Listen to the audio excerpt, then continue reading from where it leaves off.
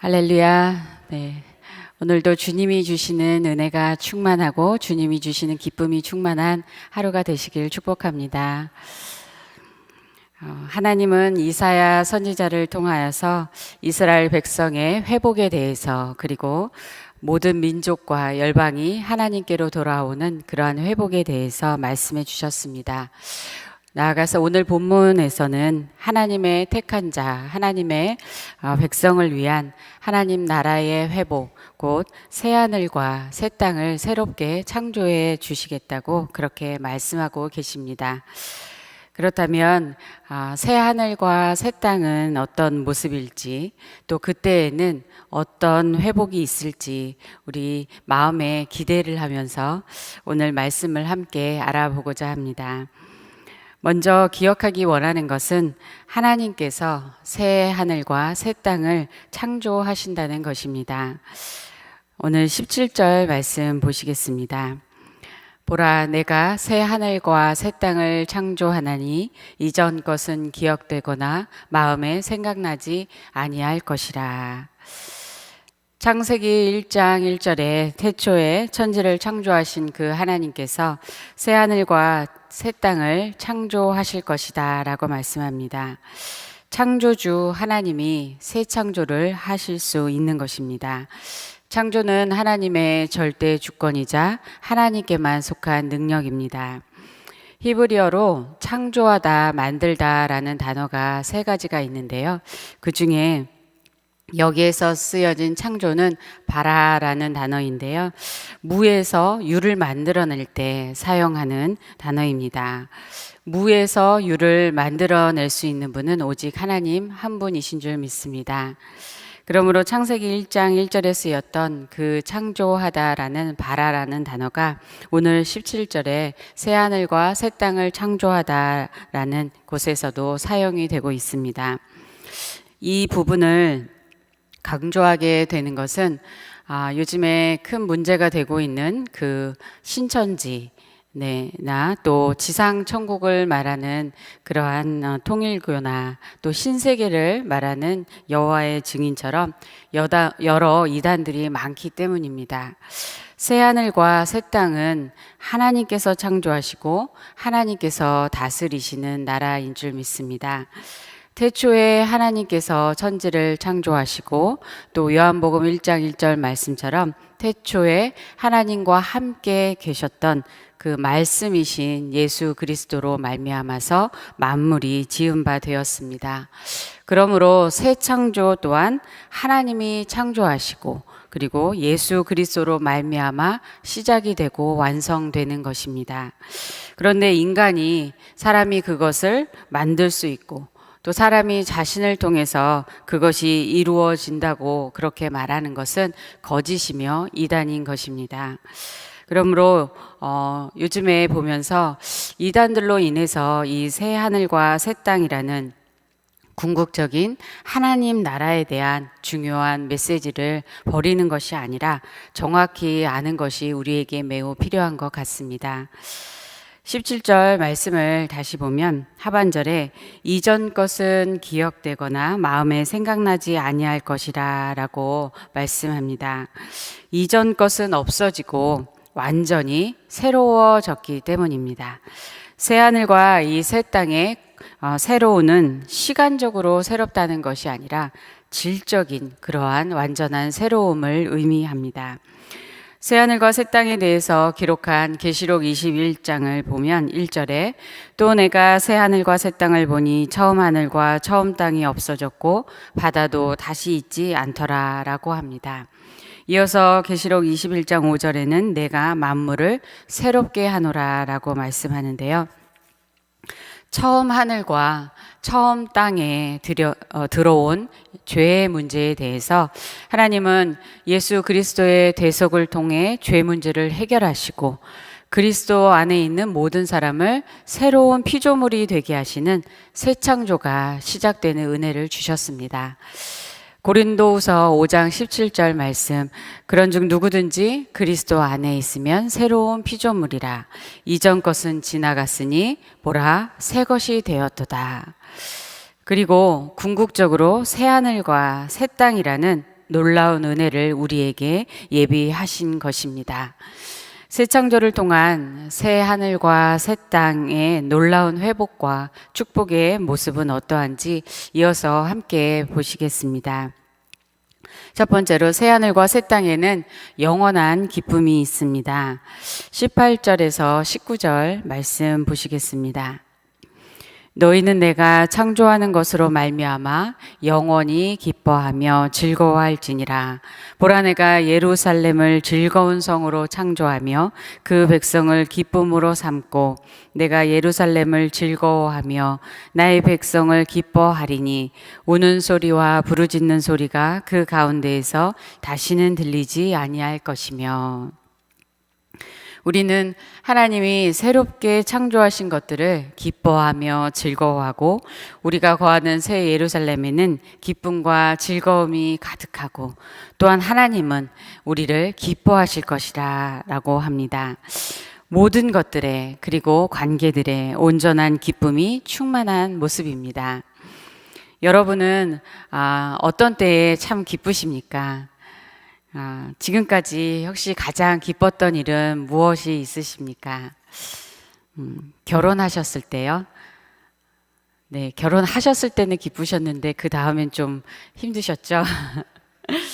아니면 또 첫 아이가 태어났을 때요? 또 원하는 그러한 직장에 들어가고 원하는 일을 잘 이루었을 때요? 또는 하시는 비즈니스가 대박이 나셨을 때, 어르신들은 손자, 손녀가 재롱을 피울 때 굉장히 기쁘시죠. 그런데 그 모든 것을 다 합쳐도 비교할 수 없는 크고 완전한 기쁨을 앞으로 경험하게 되실 것입니다. 그리고 그 기쁨은 사라지는 것이 아니라 영원하다고 말씀합니다. 그런데 그때를 생각해 보면서 또한 지금 이 처음 땅의 삶은 어떠합니까? 19절 하반절 말씀을 다시 보시면 우는 소리와 부르짖는 소리가 그 가운데에서 다시는 들리지 아니할 것이다 라고 말씀하는 것처럼 지금은 우는 소리 또 고통으로 부르짖는 소리가 우리 삶 가운데 있습니다. 기쁨이 있어도 잠시 있다가 사라집니다. 지난 수요일에 남편을 떠나보내신 어떤 권사님의 소식을 듣고 댁을 그 오전에 방문했습니다. 문을 열자마자 저를 안고 권사님이 그냥 하염없이 계속 우시는데요. 아무 말씀도 드릴 수가 없었고 그저 같이 함께 있으며 저도 울게 되었습니다.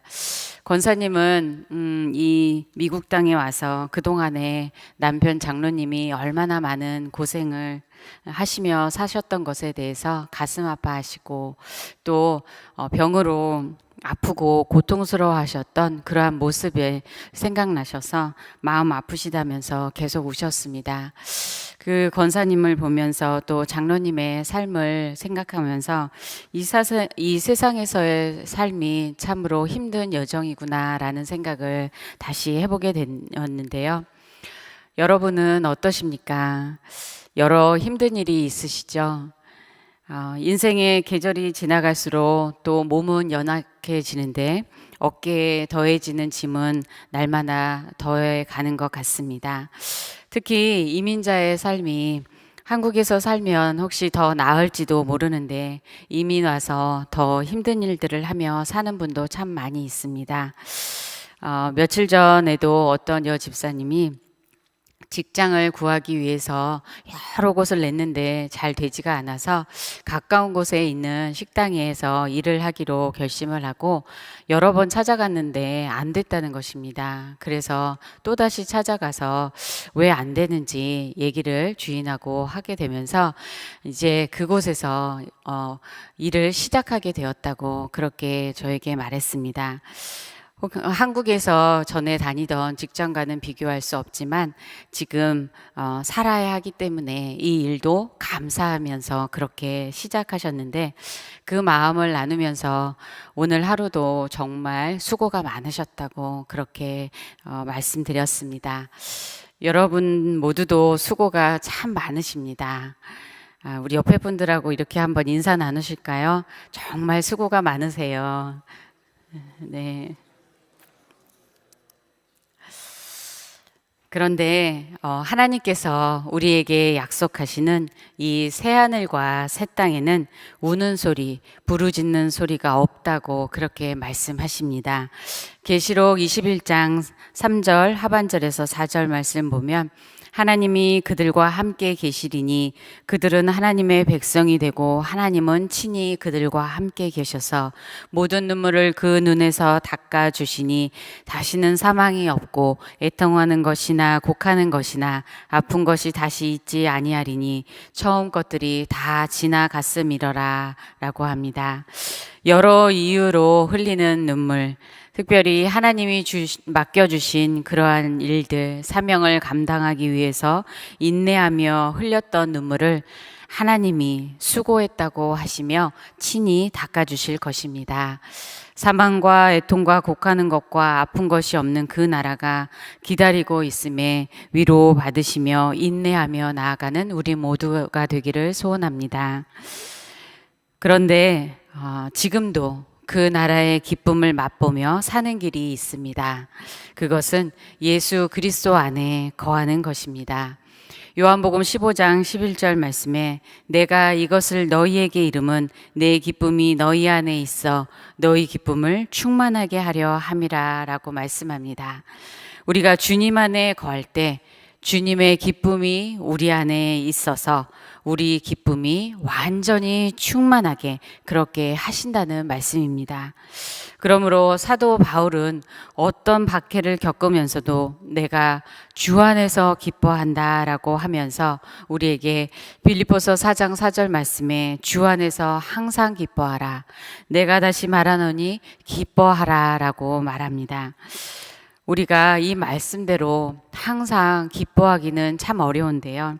항상 기뻐하라는 이 말씀 바로 시작에 주 안에서라는 말씀이 있습니다. 기쁨의 비밀이 주 안에 있습니다. 기쁨의 원천이 바로 주님이십니다. 주 안에서 곧 주님이 주시는 기쁨으로 주님으로 말미암는 그 기쁨으로 우리는 여러 가지 시험을 만나도 낙심하지 아니하고 기뻐할 수 있는 줄 믿습니다. 그러므로 주님 안에서 모든 조건과 상황을 넘어서는 주님의 기쁨이 날마다 충만한 그러한 삶이 되시기를 축복합니다. 또한 영원하고 완전한 기쁨을 누릴 그때를 바라보며 날마다 승리하는 우리 모두가 되기를 소원합니다. 두 번째는 새하늘과 새 땅에는 생명이 충만합니다. 20절 말씀 보시겠습니다. 거기는 날수가 많지 못하여 죽는 어린이와 수완이 차지 못한 노인이 다시는 없을 것이라. 곧 100세에 죽는 자를 젊은이라 하겠고 100세가 못되어 죽는 자는 저주받은 자애리라.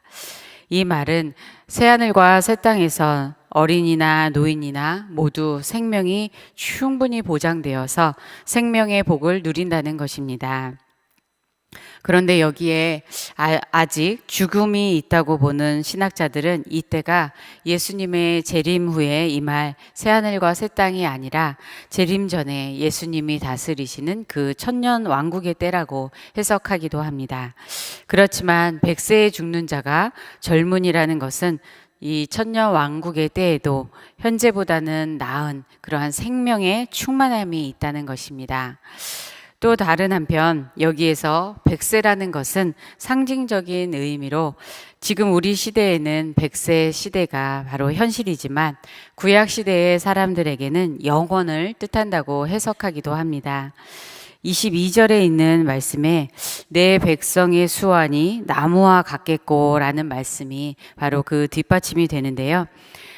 나무의 수명이 얼마나 긴지 아십니까? 저도 오늘 이 말씀을 보면서 이렇게 찾아봤는데요. 2018년 현재 세계에서 가장 오래된 나무의 나이가 4,849살이라고 합니다. 네, 캘리포니아에 그 나무가 있는데요. 브리스콜 소나무라는 종류인데 그 이름이 바로 무드셀라라고 합니다. 성경에 그 무드셀라의 이름을 따라서 이 나무를 무드셀라라고 이름을 붙였는데요. 또한 2008년에 스웨덴에서 발견된 최고령의 나무가 7,800살이다라는 그러한 결과가 나오기도 했지만 이 나이 계산과 방식에 따라서 무드셀라 나무가 바로 세계 최고의 나무로 인정을 받고 있습니다. 아무튼 찾아보니까 세계 곳곳에 4,000살 또 3,000살, 2,500살 이렇게 등등의 나무들이 많이 있습니다. 그러므로 사람의 수완이 나무와 같다라는 말은 곧 이 새 창조의 때에 사람의 생명이 영원하다라고 그렇게 말하는 것으로 해석할 수 있습니다.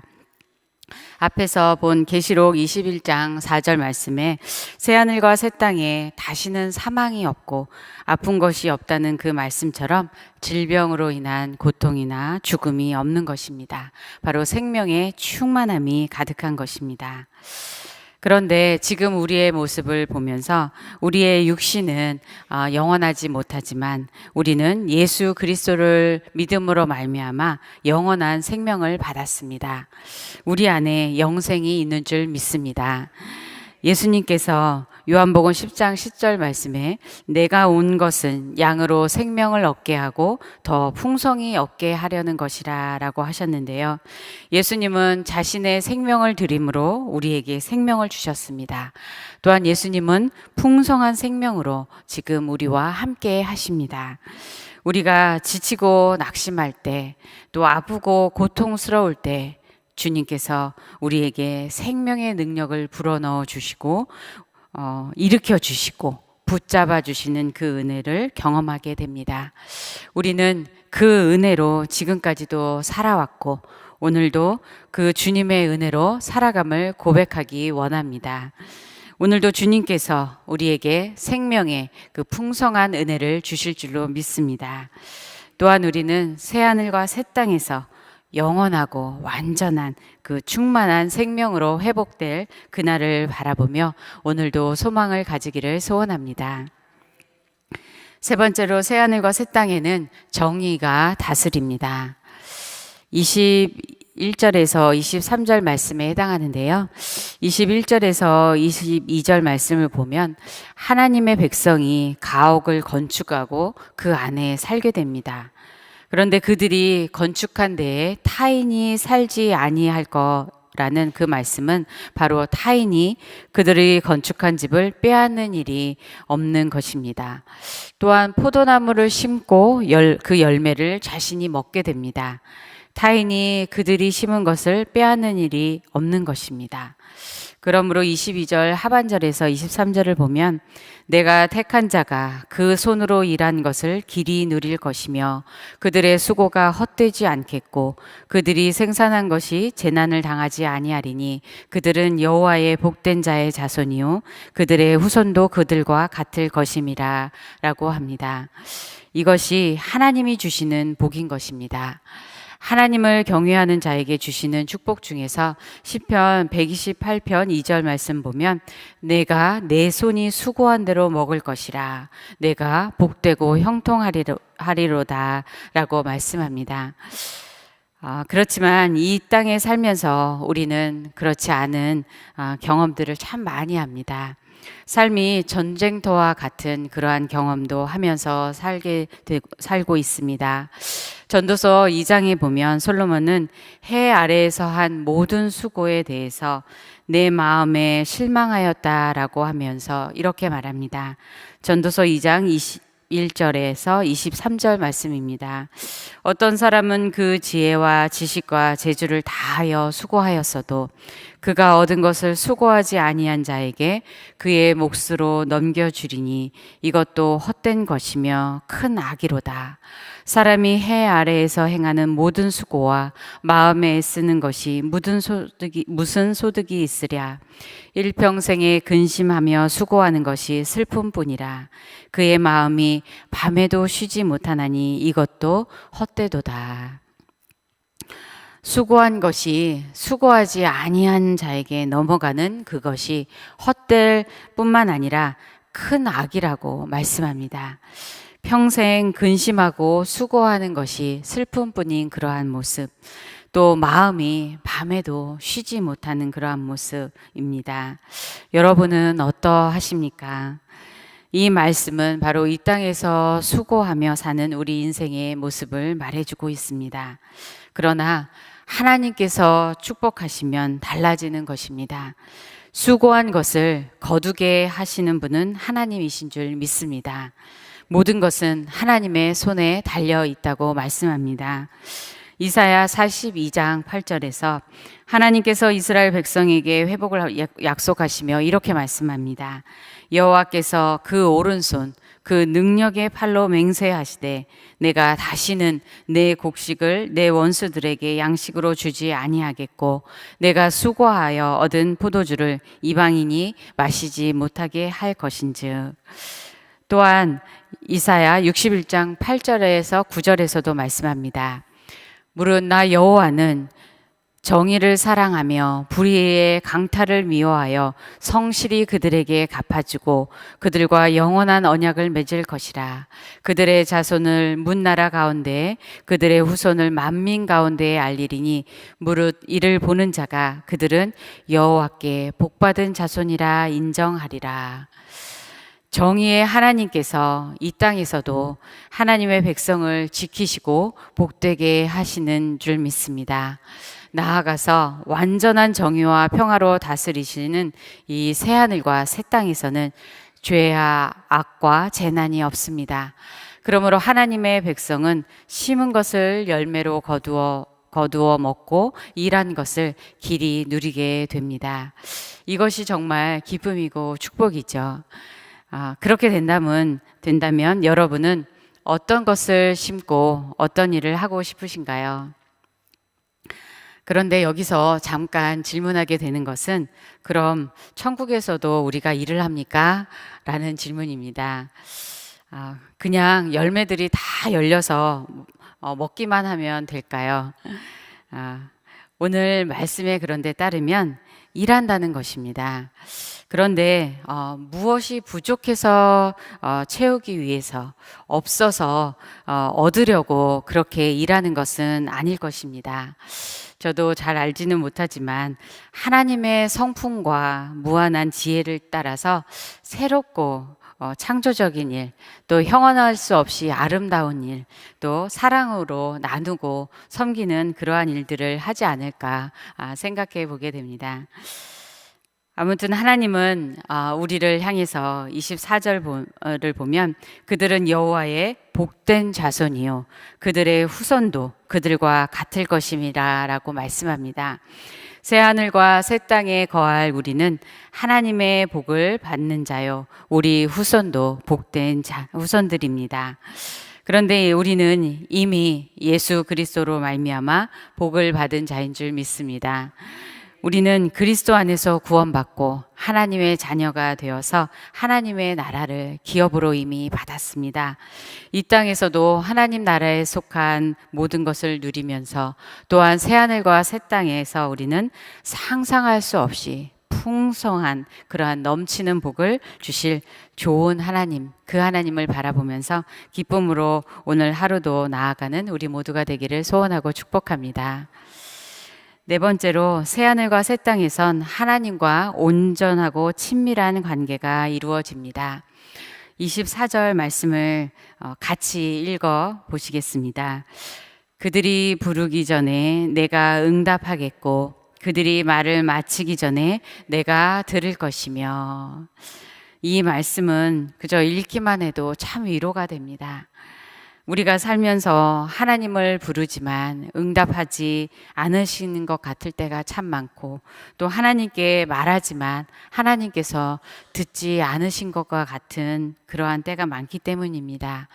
그런데 이 말씀에서는 부르기 전에 응답하시고 또 말을 마치기 전에 그렇게 들으신다고 그렇게 하나님 말씀합니다. 이것은 하나님과 온전하고 친밀한 관계로 그렇게 회복이 되는 것을 말씀하는 것입니다. 새하늘과 새 땅에서 하나님과 우리와의 관계는 전혀 다른 차원으로 새로워질 것입니다. 만물의 창조주이신 그 하나님의 얼굴을 우리는 대면하여서 보게 될 것입니다. 생각만 해도 두렵고 떨리고 또 가슴이 뜹니다. 그런데 그 하나님은 바로 우리를 창조하신 분이시고 우리를 가장 잘 아는 분이시고 또 우리의 인생을 인도하여 주신 그 하나님이십니다. 우리 본향집에 계신 그 좋으신 아버지 하나님을 만나는 것입니다. 또한 우리를 사랑하셔서 십자가에서 죽으시고 우리에게 영원한 생명을 주신 주님, 우리가 가장 사모하고 사랑하는 그 주님의 얼굴을 보게 될 것입니다.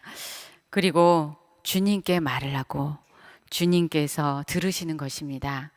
이러한 관계로 주님과 함께 거하며 주님을 경배하고 예배하는 것입니다. 정말 감격스럽지 않을까요? 지금도 우리는 말씀을 통하여서 또 기도를 통하여서 주님 앞에 나아갈 때 주님이 우리를 만나 주시고 우리 마음에 그 음성을 들려주실 때 우리 영혼이 참으로 기쁩니다. 우리와 함께 있음을 주님께서 알려주실 때 얼마나 우리에게 힘이 되는지요. 그런데 그 나라에서는 얼굴을 보고 함께하며 친밀한 교제를 누리게 될 것입니다. 하나님이 우리를 기뻐하실 뿐만 아니라 우리도 하나님을 이렇게 친밀함으로 또 사랑하고 기뻐하면서 하나님을 예배하는 것입니다. 그러므로 생각해 보면 그 나라에서 누리는 모든 좋은 것보다도 주님과 이렇게 교제하는 것이 가장 기쁘고 가장 큰 축복이 될 것입니다. 조나단 에드워드는 그리스도인의 순례에서 천국에서 하나님을 기뻐함에 대해서 이렇게 표현합니다. 하나님은 합리적인 피조물의 최고선이며 그분을 기뻐하는 것만이 우리 영혼이 만족할 수 있는 유일한 행복이다. 천국에 가서 하나님을 온전히 기뻐하는 것은 이 땅에서 경험할 수 있는 가장 편안한 생활과도 비교할 수 없을 만큼 좋다. 아버지와 어머니, 남편, 아내, 자녀 혹은 이 땅의 친구들은 그림자일 뿐이다. 하나님을 기뻐하는 것이 실체다. 그들은 흩어진 햇살이고 하나님이 바로 태양이시다. 그들은 물방울일 뿐이고 하나님이 바다이시다. 주님과 이렇게 영광스럽고 감격스러운 교제를 영원히 나누고 누리는 우리 모두가 되기를 소원하고 축복합니다. 마지막으로 새하늘과 새 땅에는 완전한 평화가 있습니다. 오늘 본문의 25절 말씀 보시겠습니다. 이리와 어린 양이 함께 먹을 것이며 사자가 소처럼 짚을 먹을 것이며 뱀은 흙을 양식으로 삼을 것이니 나의 성산에서는 해함도 없겠고 상함도 없으리라. 여호와께서 말씀하시니라. 이리와 어린 양이 함께 먹고 사자가 고기를 먹지 않고 짚을 먹는 이러한 동물들 사이의 평화는 하나님이 다스리는 세상에 놀라운 평화가 이루어지는 것을 표현하고 있습니다.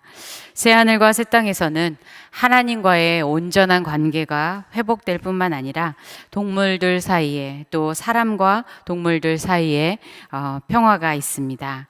이러한 모습은 이사야 11장에도 기록되어 있는데요. 바로 메시아가 다스릴 왕국의 모습입니다. 여러분도 잘 아시는데요.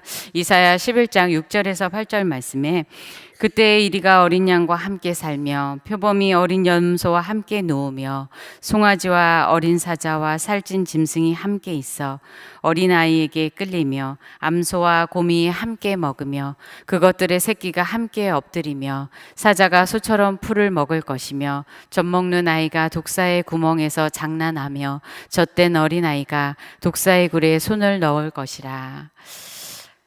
새하늘과 새 땅에서는 해함도 상함도 없는 완전한 평화가 임합니다. 평화의 왕이신 그리스도가 영원히 통치하는 나라입니다. 하나님께서는 우리가 이 새하늘과 새 땅을 받는 그러한 축복을 우리에게 주셨습니다. 그러므로 새하늘과 새 땅과 관련하여서 가장 중요한 질문은 여러분은 이 천국에 이 땅에 들어갈 수 있습니까? 라는 질문인 것입니다. 어떻게 들어갈 수 있습니까? 바로 예수 그리스도를 믿음으로 말미암아 들어갈 수 있습니다. 또한 예수 그리스도를 믿는 우리 그리스도인들에게는 이 새하늘과 새 땅에 대한 약속은 가장 큰 소망이 됩니다. 우리는 이 땅에서 살지만 영원을 바라보며 영원을 향해 나아가고 있습니다. 사도 바울은 고린도후서 4장 17절, 18절에서 이렇게 말씀합니다. 우리가 잠시 받는 환난에 경한 것이 지극히 크고 영원한 영광에 중한 것을 우리에게 이루게 함이니 우리가 주목하는 것은 보이는 것이 아니요 보이지 않는 것이니 보이는 것은 잠깐이요 보이지 않는 것은 영원함이라. 우리는 지극히 크고 영원한 영광을 주목하며 살아가는 그러한 그리스도인인 줄 믿습니다. 그러므로 이 땅에 사는 가운데 겪는 환난이나 또한 어려움이나 고통 중에도 주님과 동행하며 주님으로 말미암아 승리하며 또한 우리에게 예비하신 그 나라를 바라보면서 오늘도 소망과 또한 열망을 가지고 나아가는 우리 모두가 되기를 소원합니다. 그리고 마침내 그 본향집에서 영원한 기쁨과 아름다운 축복을 누리는 저와 우리 모두가 되기를 간절히 소원하고 축복합니다. 기도할